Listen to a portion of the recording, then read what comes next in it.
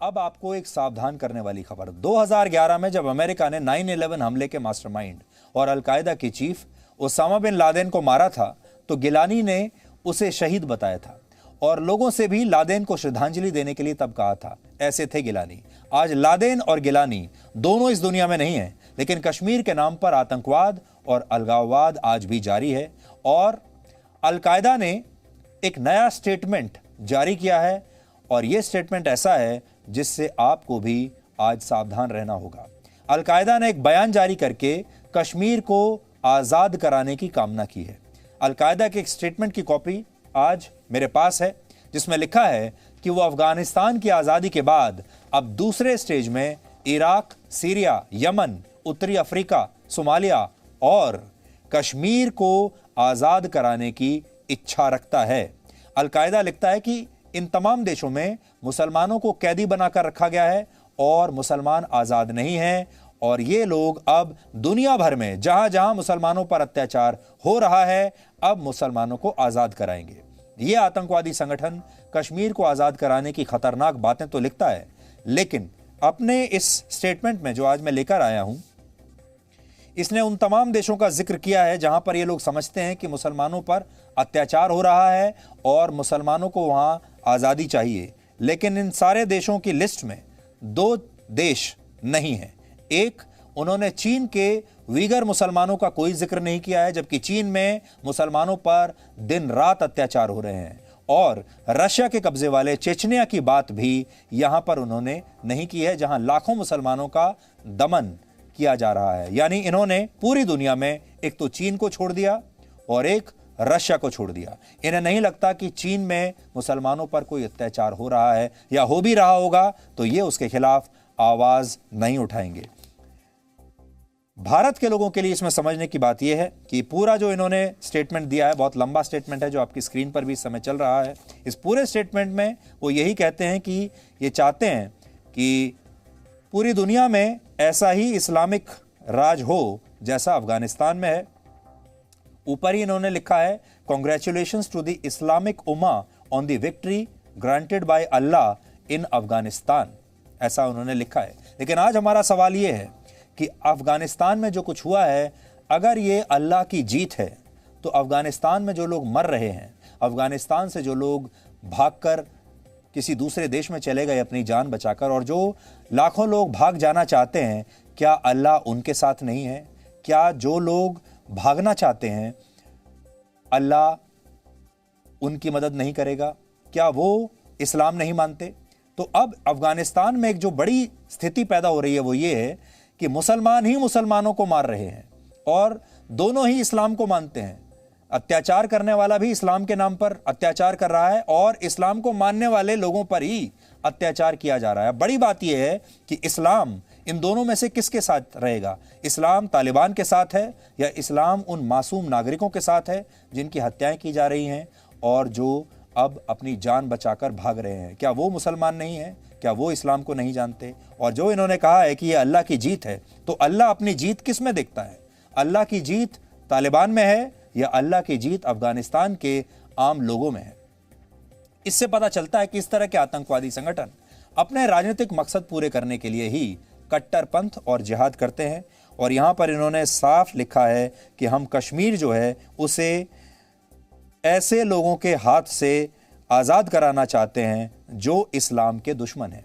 Russia और चीन ऐसे दो बड़े देश हैं जो तालिबान के साथ हैं, इसलिए ना तो तालिबान इन देशों के खिलाफ जाएगा, ना ही दूसरे आतंकवादी संगठन ऐसा करेंगे। अलकायदा का चीफ इस समय अयमान अल जवाहिरी खुद पाकिस्तान से ऑपरेट कर रहा है।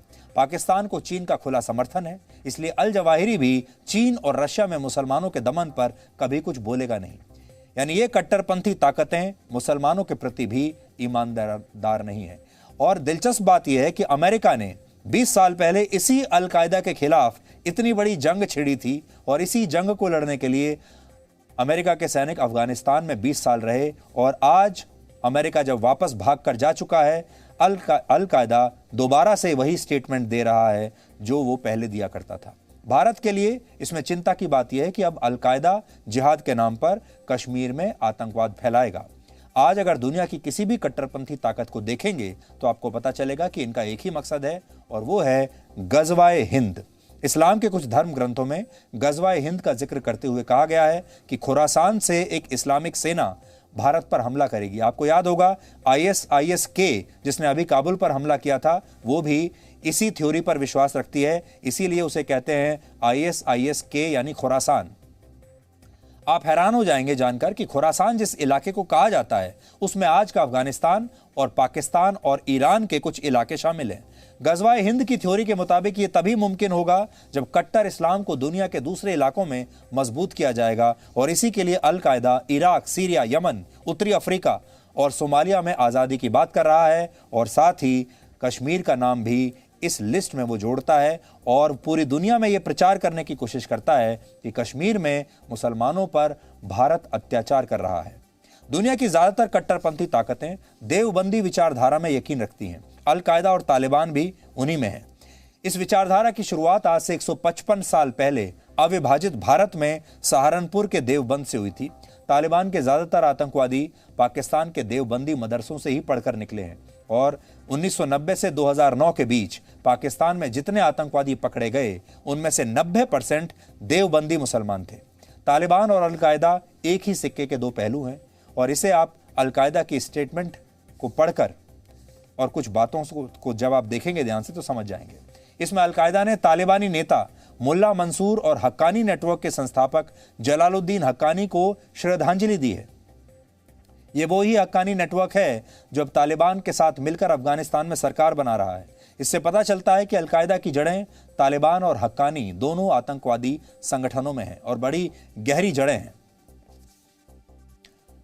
अल कायदा कश्मीर को लेकर जो बातें कह रहा है और अफगानिस्तान में तालिबान जो कर रहा है उससे हमारे देश के भी बहुत सारे मुसलमान खुश हो रहे हैं। जब अल कायदा ये कहता है कि हम कश्मीर को आज़ाद करा लेंगे और जब अल कायदा कहता है कि तालिबान का जो शासन है अफगानिस्तान में वो अब और देशों में भी इस तरह के मॉडल पेश करेगा, तो हमारे ही देश के बहुत सारे मुसलमान हैं जो खुश हो रहे हैं, वो इसमें अपनी जीत देख रहे हैं। इन मुसलमानों को लगता है कि ये कट्टरपंथी एक ना एक दिन भारत में भी इस्लामिक राज स्थापित कर देंगे। ऐसा सोचने वालों को आज एक्टर नसीरुद्दीन शाह ने एक वीडियो के जरिए संदेश दिया है।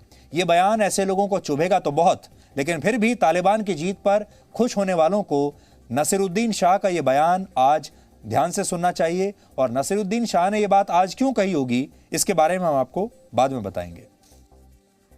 हालांकि अफगानिस्तान में तालिबान का दोबारा हुकूमत पा लेना दुनिया भर के लिए फिक्र का बायस है, इससे कम खतरनाक नहीं है हिंदुस्तानी मुसलमानों के कुछ तबकों का उन वहशियों की वापसी पर जश्न मनाना। आज हर हिंदुस्तानी मुसलमान को अपने आप से ये सवाल पूछना चाहिए कि उसे अपने मजहब में इस्लाह, रिफॉर्म और जिद्दत पसंदी, मॉडर्निटी चाहिए या पिछली सदियों के वहशीपन का इक़दार, वैल्यूज। मैं हिंदुस्तानी मुसलमान हूं और जैसा कि मिर्जा गालिब एक अरसा पहले फरमा गए हैं, मेरा रिश्ता अल्लाह मियां से बेहद बेतकल्लुफ है। मुझे सियासी मजहब की कोई जरूरत नहीं है। हिंदुस्तानी इस्लाम हमेशा दुनिया भर के इस्लाम से मुख्तलिफ रहा है और खुदा वो वक्त न लाए कि वो इतना बदल जाए कि हम उसे पहचान भी न सकें।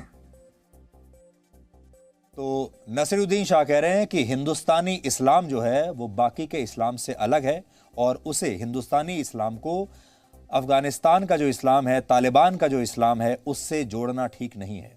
अब ये एक संदेश है भारत के उन मुसलमानों के लिए जो तालिबान की इस जश्न में शामिल होकर तालियां बजा रहे हैं।